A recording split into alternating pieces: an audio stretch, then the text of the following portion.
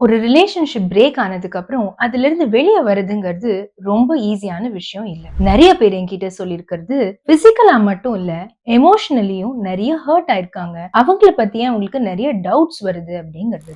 Everybody chase move on, ஆனா எப்படின்னு யாருமே சொல்றது இல்ல. இந்த 3 ஹேக்ஸை ட்ரை பண்ணுங்க. உங்களுக்கு மூவ் ஆன் ஆறது கொஞ்சம் ஈஸியா இருக்கு. ஒரு ஜேர்னல் பண்ண ட்ரை பண்ணுங்க. ஜேர்னல்னா மைண்ட் ஃப்ரீயா வச்சுட்டு எங்கேயா ஒரு இடத்துல எழுதி பாருங்க. இந்த ரிலேஷன்ஷிப்ல உங்களுக்கு என்ன ரொம்ப பிடிச்சது, ஏன் இந்த ரிலேஷன்ஷிப் ரொம்ப ஸ்பெஷல் உங்க மைண்ட்ல. செகண்ட் திங், எது உங்களை ரொம்ப ஹர்ட் பண்ணுச்சு, இந்த ரிலேஷன்ஷிப்போட சேட் மூமெண்ட்ஸ், உங்களை ஹர்ட் பண்ண மூமெண்ட்ஸ், பெயினை கொஞ்சம் அக்னாலேஜ் பண்ண ட்ரை பண்ணுங்க.